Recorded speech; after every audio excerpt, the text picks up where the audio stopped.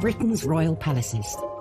Majestic, It's absolutely dripping in history. luxurious, The White Drawing Room at Buckingham Palace is like a scene from a Disney film. and packed to the rafters with incredible secrets. Secrets that the royal family would much prefer not to be made public. From royal courtships to royal births to royal marriages and scandals, the palaces have played host to all of that. This series goes behind palace walls. The royal palaces represent the monarchy and have incredible history. We'll learn how these iconic creations were built. 16th century kings built with brick in a way that we wouldn't recognise today. This is George IV leaving his mark on the centre of London. Uncover the spectacular palace art housed within.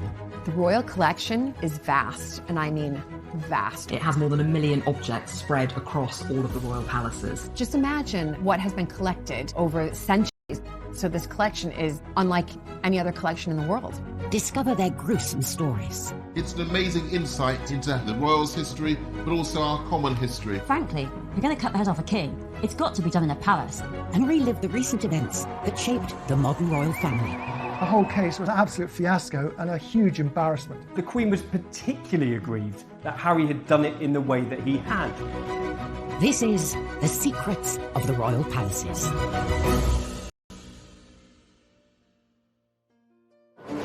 This time, a palace security breach puts the Queen in peril. To wake up to find a complete stranger standing over your bedside must be terrifying.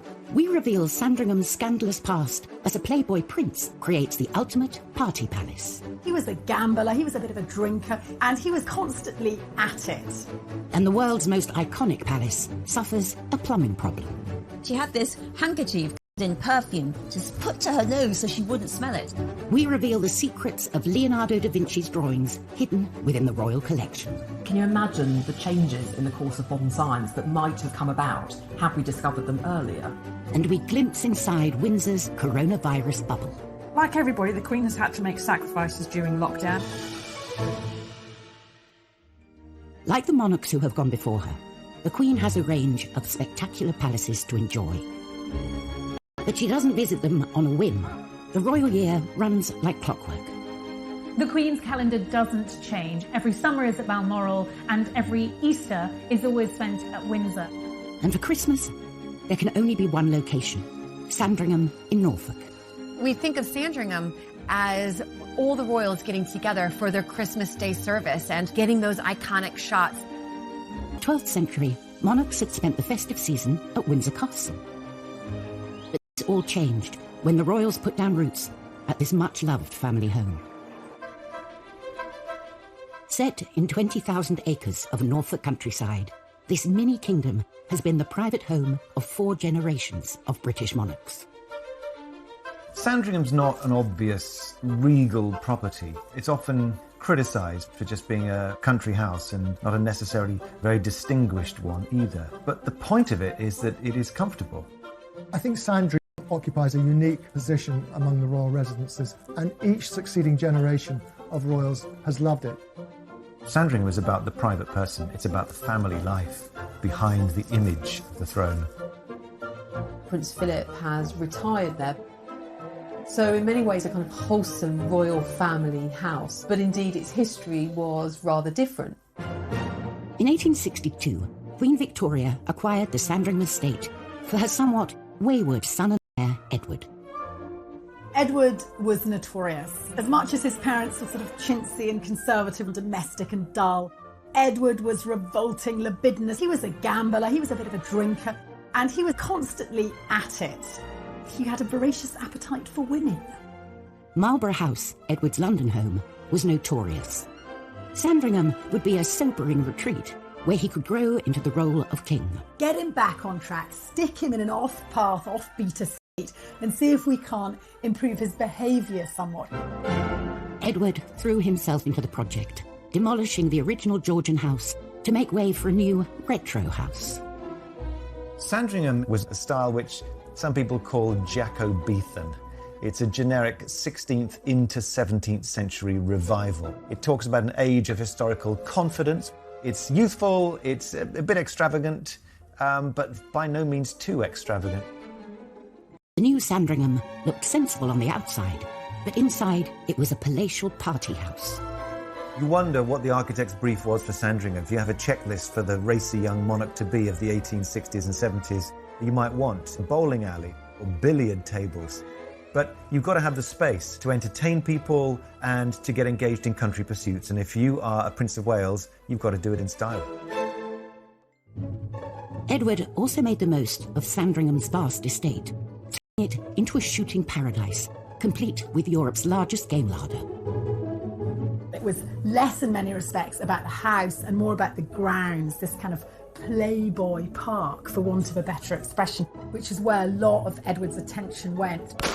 They planted thickets and they imported literally bags of this, the very best shoot in England, and that really, really mattered at the time. They say time waits for no man, but at Sandringham, even the clocks were subject to royal whims. Edward was absolutely determined to try and cram in as much hunting each day as he could. And indeed, he changed the clocks, created Sandringham time to give him more daylight hours to hunt in. Sandringham time, 30 minutes ahead of Greenwich Mean Time, was the official time on the estate from 1901 until 1936. And eventually, Edward's mother got her wish, as he and his country house settled down somewhat. The thing about Sandringham is that, like its inhabitants, it grew up. It went from being a place of billiards and bowling to more cultured pursuits as Edward VII and Queen Alexandra and their children all evolved and grew up. And so the old bowling alley became the Long Library, and that's where the Queen is shown when she gave her first televised address to the nation. So it's not a fixed thing, it shows a life lived.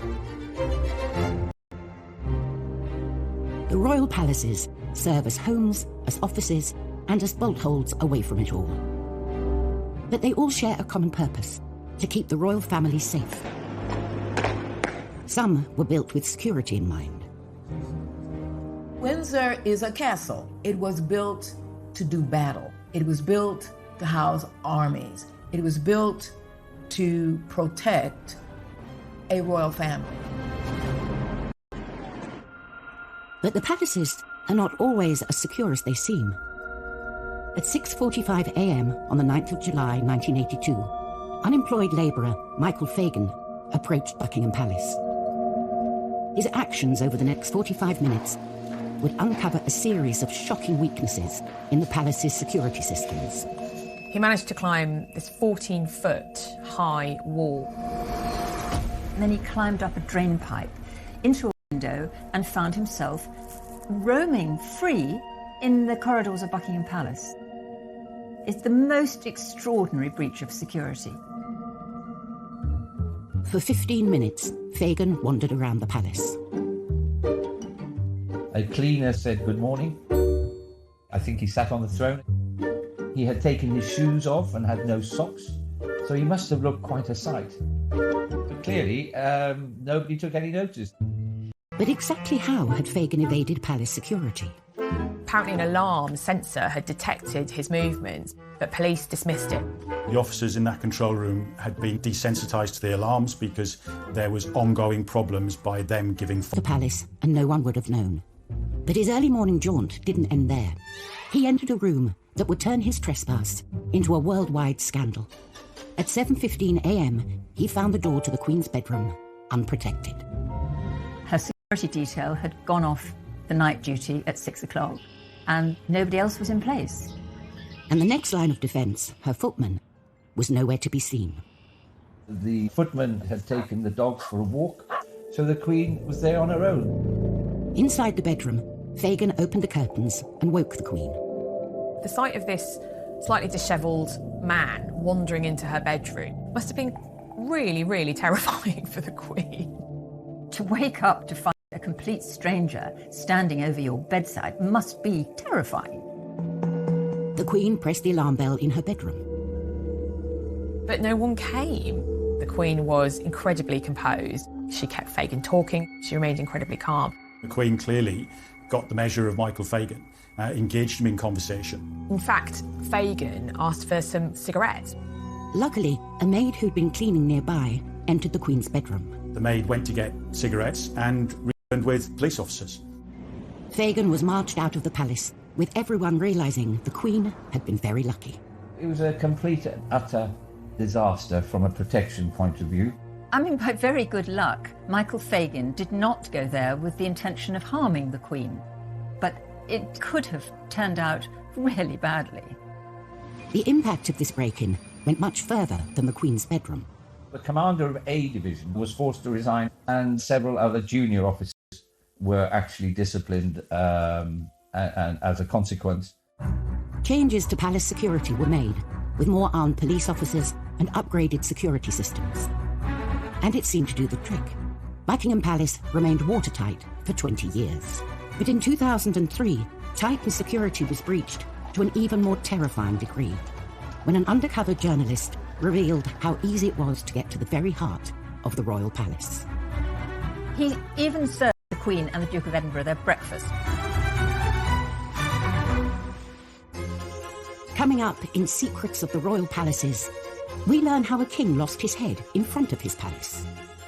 One moment you're decorating your palace, next moment you're executed outside it. And we uncover the groundbreaking Leonardo da Vinci drawings that lay hidden inside Windsor Castle. For about 250 years, these discoveries lay secret, hiding in the royal collection.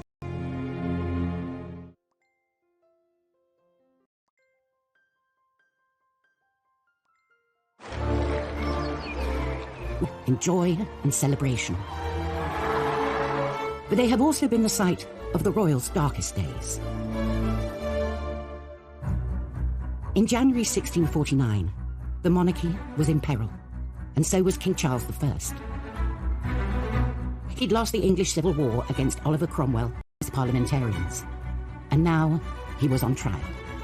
He was essentially put on trial for not doing the job of king in the way he should have done, for really taking too many powers from Parliament and proroguing Parliament too much, so don't do that.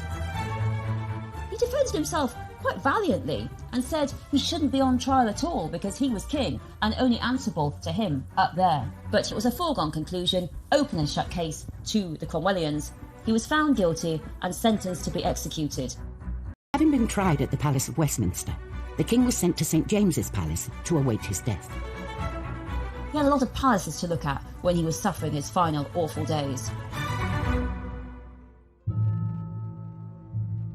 On the 30th of January 1649, Charles was marched across St James's Park, not to Tower Hill, the traditional execution site, but to the Palace of Whitehall. Because frankly, if you're going to cut the head off a king, it's got to be done in a palace.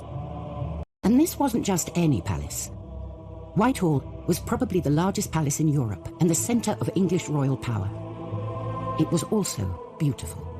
At the banqueting house of Whitehall, Charles I actually decorated the roof with these incredible Rubens paintings.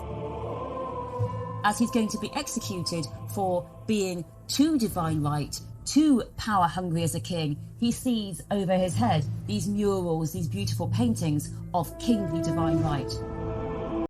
Charles I is taken outside Whitehall Palace, outside the banqueting house, on a scaffold. He gives a very brave and valiant speech, but unfortunately it's a bit windy and no one really can hear it.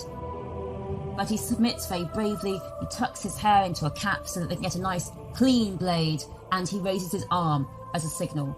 So, that's quite significant, isn't it? That actually he gets to raise his arm. Most people who are executed have no choice when the axe comes down, but he has that moment of grace.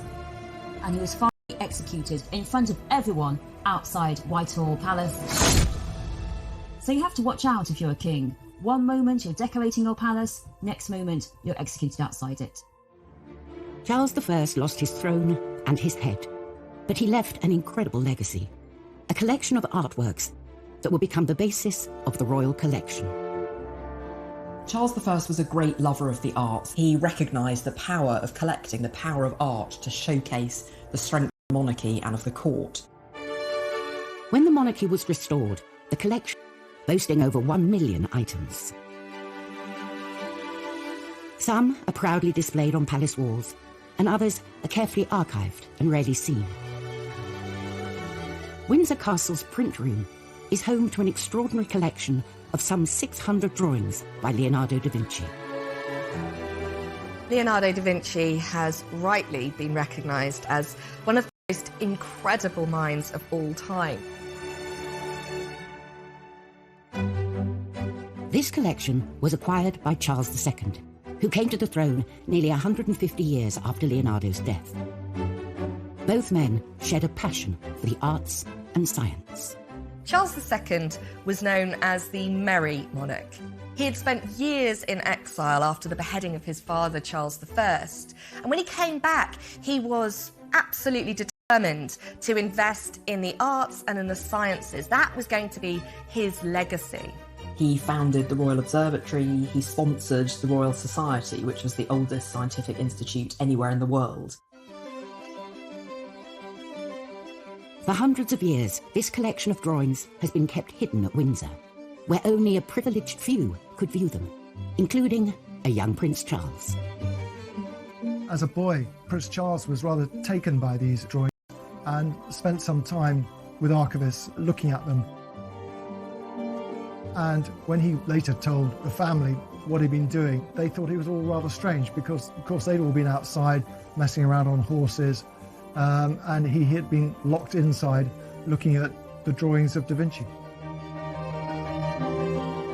In 2019, the public were allowed a glimpse of this rare collection, as hundreds of them went on display at Buckingham Palace's Queen's Gallery. 2019 was a mesmerising moment. They'd always been lent in small numbers to individual exhibitions, but there was a huge exhibition at the Queen's Gallery. Actually, these drawings were never intended to be seen at all. Leonardo used them as his laboratory to explore new ideas, particularly in the field of human anatomy. The things he discovered were revolutionary. Really minute anatomical drawings that can still help anatomists today. For about 250 years, these discoveries lay secret, hiding in the royal collection. But can you imagine the changes in the course of modern science that might have come about had we discovered them earlier? But the drawings had still more secrets to reveal. Secrets that would lie hidden to the naked eye. Royal palaces house not only priceless treasures and centuries of history, but also the royals themselves. Keeping the palaces safe and secure is of paramount importance. In 1982, Michael Fagin's intrusion into the Queen's bedroom revealed the cracks in Buckingham Palace's defences. 20 years later, they would be tested again, but this time the intrusion would go unnoticed. In 2003, Daily Mirror journalist Ryan Parry decided to put royal security to the test. Could he get into Buckingham Palace by applying for a job there? The application process was surprisingly straightforward. Parry gave the pub where he'd grown up in Wales as a reference. When the palace phoned, the barmaid apparently on the phone yells out to the pub, "Does anyone know this Ryan Parry bloke?" And a regular who's sitting at the bar said, "Oh, I know him, I know that Ryan Parry. Oh, I know him, he's a good bloke." And on that basis, the personnel of the royal household employed him. Ryan Parry started work as a royal footman. To expose the access he had, a covert Daily Mirror photographer was positioned to snap him. These images showed he was at the heart of the royal household, with no proper security checks. He was shown riding on a state coach, and even stepping out onto the famous Buckingham Palace balcony. I just had to kind of make myself and think, I can't believe I'm actually standing at this very spot. The distinctive uniform was his past. Once he'd got the uniform, there seemed to be a trust. He used his access to all areas to nose around the whole palace. He even served the Queen and the Duke of Edinburgh their breakfast, and he took photographs. It was the most extraordinary scene. They had their cornflakes and cereals in Tupperware boxes. We imagine perhaps that the Queen eats off silver salvers on a daily basis, but actually she doesn't. She eats just like the rest of us. Parry's unlimited access to the palace even coincided with a presidential visit by George W. Bush. There is no state visit more important or, frankly, more crawling with security than an American president visit to the Queen of the United Kingdom. And Parry had all of the details. visit. It was shocking that he could get a job that easily with so little security checks and clearance. He could have been someone who was looking to kidnap and hold ransom for financial gain, a senior member of the royal family, or even, for whatever means, perform an assassination on a senior member of the royal family. And just as the president was settling into his suite at the palace, amid some of the tightest of the Buckingham Palace gates.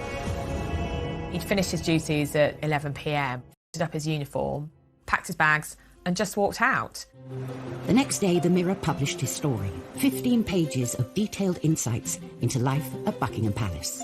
My brief was particularly to look at the security procedures in place. But a lot of what you wrote, obviously, was more kind of below-stairs tittle-tattle, wasn't it? Sure, but I mean, that was all part of my information gathering. The palace were furious because, of course, Ryan Parry was undiscovered. They only knew about it when they saw the front page the following day. This wasn't just a breach of security. They'd had an intruder who had taken photographs of their space, their private life. The Mirror claimed the undercover operation exposed lapses in security rather than in invading royal privacy. You have to look at how those flaws are exposed and how, in fact, you make sure you deal with them. So that shouldn't be allowed to happen again. An inquiry into the incident, to a new vetting procedure being introduced to ensure the palace is kept watertight. But for those tasked with keeping the royal palaces secure, the challenges remain. Palaces and castles are not prisons. You don't have ack-ack guns, you don't have huge amounts of barbed wire. And the royals themselves do not want the intrusion, so you have to balance that their homes with security, and it's not an easy job. Still to come on Secrets of the Royal Palaces, we reveal they're still revealing their secrets today. One of the things that would have really appealed to Charles II as both a collector and someone with quite a scientifically inclined mind was Leonardo's mirror writing. Many of the drawings are covered in a strange handwriting, and this was Leonardo's secret shorthand. It was also mirrored, so it only reads properly from right to left if you hold it up in front of a mirror. We're not entirely sure why he did it. One, he wouldn't be smudging his own ink as he went. To me, it really looks like it's coded. So perhaps he used mirror writing in order to protect his ideas from people that might wanted to steal them. But these weren't the only secrets the collection was concealing. Among Leonardo's most beautiful sketches are pieces of paper that seem like they are completely blank. Over the centuries, the drawings had faded. But under UV light, they are revealed.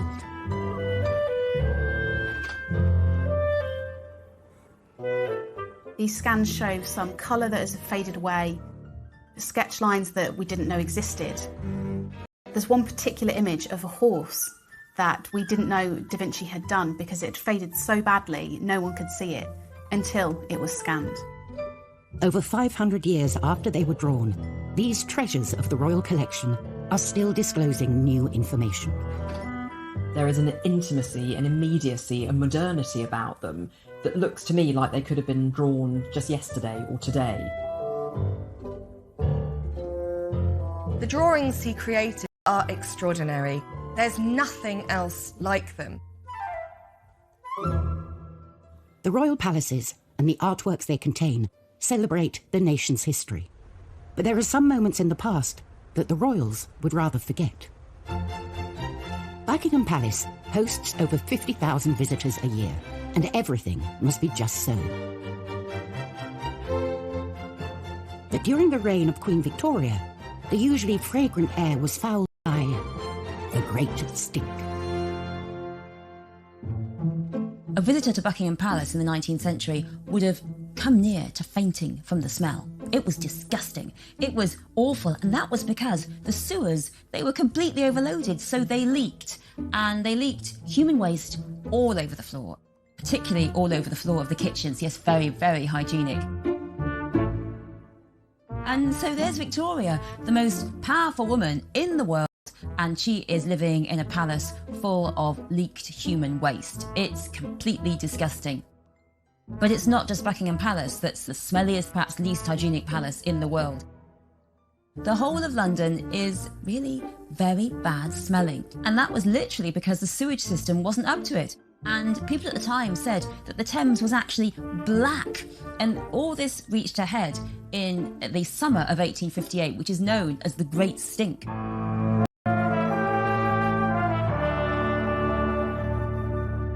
And Queen Victoria herself, well, she soldiered on.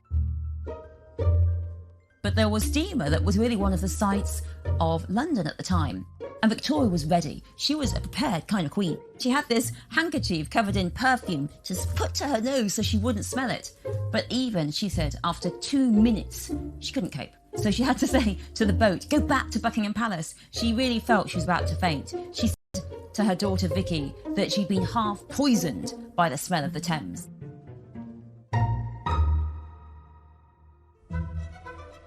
The royals might have hoped this was the end of their toilet troubles. But 13 years after the Great Stink, they faced a new sanitation issue. This time, the problem wasn't at Buckingham Palace, but at Sandringham. Queen Victoria bought the Sandringham estate for her 21-year-old son Edward, in the hopes that it would offer a calmer, healthier lifestyle. But at this idyllic country residence, a deadly threat lay undetected, and the heir to the throne was left fighting for his life. In 1871, Edward, the Prince of Wales, got really sick with typhoid fever, and it created a huge national moment of emergency. The press reported daily Edward's battle for survival. Tensions were raised because his father, Prince Albert, had died of typhoid only 10 years earlier.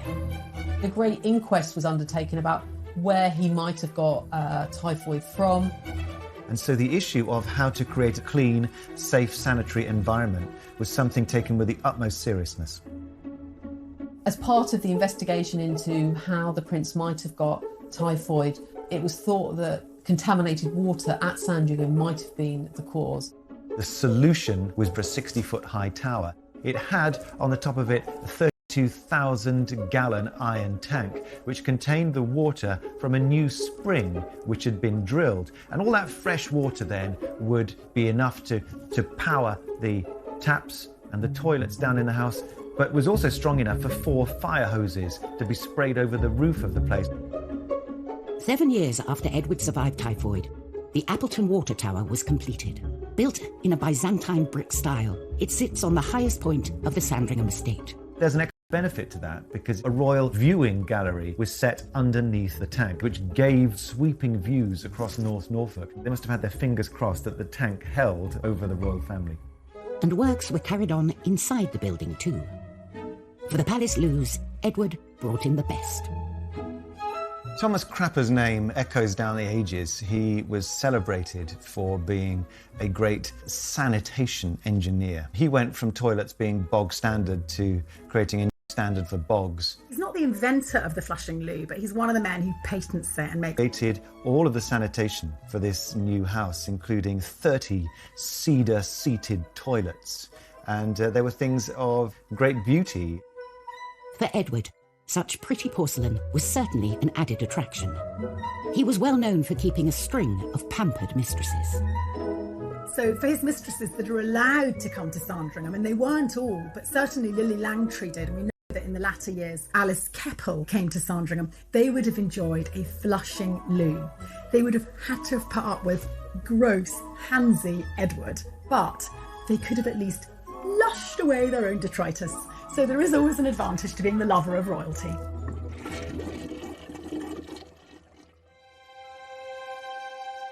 Throughout history, the British royal palaces have withstood wars, floods, and fires.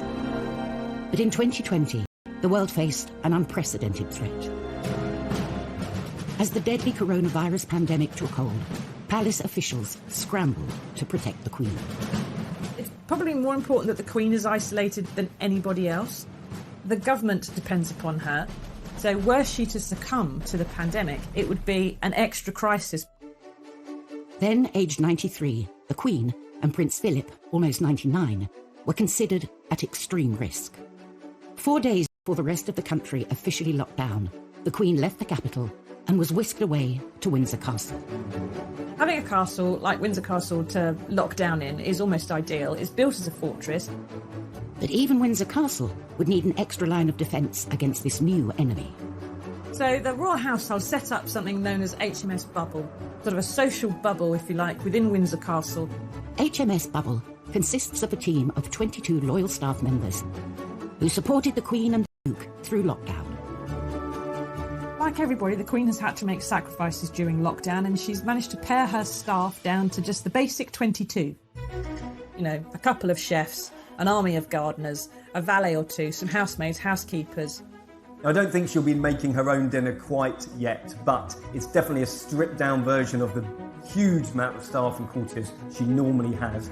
Before entering Windsor for their 3-week shift, every member of staff would have to undergo a week's quarantine and COVID testing. You're dealing with an invisible enemy. With the virus, it only has to come in that secure bubble that you've created. Getting it wrong is not an option. Despite the strict new measures, spirits in Windsor remained high. Prince Philip was particularly amused by the use of the phrase bubble, because back in the 50s and 60s he was referred to in some quarters as the big bubble, which was, of course, Cockney rhyming slang, bubble and squeak for Greek. So the first number... But even with palace doors firmly shut, the world was allowed a rare glimpse inside Windsor and the other royal homes. I'm very glad to have been able to join you today. One of the big revelations of lockdown has been being able to see into everyone's homes. The Queen on the phone to Boris Johnson during one of her weekly audiences, using the old-fashioned 1970s telephone surrounded by corgi ornaments. Every surface that is flat in their homes is covered in clutter. These are homes of people who never do their own dusting. She may not do her own dusting, but the Queen and her team have successfully managed to keep her palace COVID-free. Fine piece of architecture. In fact, it was said under George V that there wasn't one fine stick of furniture or bit of art in the place, with the exception of some tapestries. Philip had his sights set on a rather radical makeover. It might surprise us to think of the Duke of Edinburgh suggesting that Sandringham should be demolished. But once upon a time he did that in 1960. If Sandringham needed to be swept with a new broom, the Duke of Edinburgh was the man to wield it. Philip carved out this role as a bit of a moderniser. Now, that's not how we'd see him today, but give the guy a break. He's in his 100th year. Prince Philip proposed that it should be pulled down and the dusty old rooms might be replaced with something altogether more modern and befitting of a 20th century monarchy. He looked to an architect called David Roberts, who'd used a brick modernism, large windows and open planning to create new types of space and lots of light. Amidst an atmosphere of post-war optimism, the Queen was sympathetic to Philip's modern ideas. But then the Duke came up against a formidable opponent. The Queen Mother hadn't really bought into that whole picture, and she was horrified that a house that she loved might be threatened with demolition. Queen Elizabeth faced a dilemma: back her beloved Philip or put family and tradition first. This isn't just a royal residence. It's somewhere that the Queen hugely emotionally invested in. Her grandfather and her father adored Sandringham. Ultimately, the Queen Mum got her way. The Queen rejected Philip's plans, and the nation was spared the 1960s concrete palace. So Sandringham stayed there since. The interiors are still largely as they were in the 19th century. The sitting room is kind of full of knickknacks. There's the feeling that Queen Alexandra or Queen Mary have sort of just left the room. So not necessarily everybody's taste, some might say a bit over the top, but actually very, very intimate and warm and cosy. Sandringham isn't the only much-loved private royal home. Balmoral is set amongst the lochs and mountains of the Scottish Highlands. Its beauty inspired one royal to turn fashion designer. At Balmoral, the royal family loved to embrace the Highland life, particularly when it comes to their attire. The family take their Scottishness very seriously, and they wear tartan a lot when they're in Scotland. For centuries, tartan has been worn by Highlanders as a symbol of clan identity. Each clan in Scotland has its own tartan. It represents the family, the lineage, the history of that particular clan. So it's about as Scottish as you can get.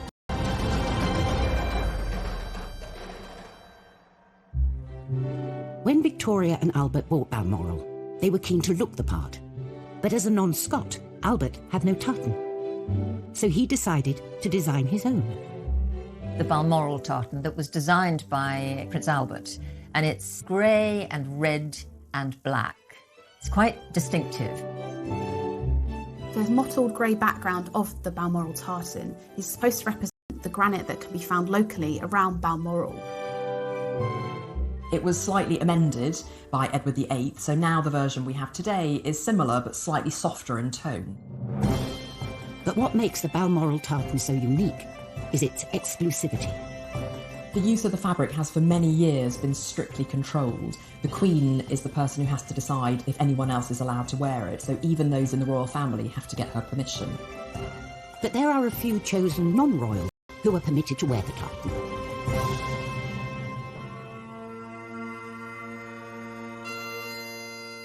Bagpipe players on the Balmoral estate and also the Queen's personal piper are the only non-royals who are allowed to wear this tartan. So, unless you're on first-name terms with the Queen, you're going to have to take up the pipes and move to Balmoral if you want a chance to wear this unique royal tartan. It is the most exclusive fabric that anyone could wear in the world. Next time, at Highgrove, Prince Charles turns his country residence into Fort Knox. If you ever go to Highgrove, you won't see the security. It's invisible. At Kensington Palace, Battle of Wills between the Duchess and Conroy on one side and Victoria. On a whim, the royal year runs like clockwork. The Queen's calendar doesn't change. Every summer is at Balmoral and every Easter is always spent at Windsor. And for Christmas, there can only be one location, Sandringham in Norfolk. We think of Sandringham as all the royals getting together for their Christmas Day service and getting those iconic shots. 12th century, monarchs had spent the festive season at Windsor Castle. But this all changed when the royals put down roots at this much-loved family home. Set in 20,000 acres of Norfolk countryside, this mini-kingdom has been the private home of 4 generations of British monarchs. Sandringham's not an obvious regal property. It's often criticised for just being a country house and not a necessarily very distinguished one either. But the point of it is that it is comfortable. I think Sandringham occupies a unique position among the royal residences, and each succeeding generation of royals has loved it. Sandringham is about the private person. It's about the family life behind the image of the throne. Prince Philip has retired there. So in many ways a kind of wholesome royal family house, but indeed its history was rather different. In 1862, Queen Victoria acquired the Sandringham estate for her somewhat wayward son and heir, Edward.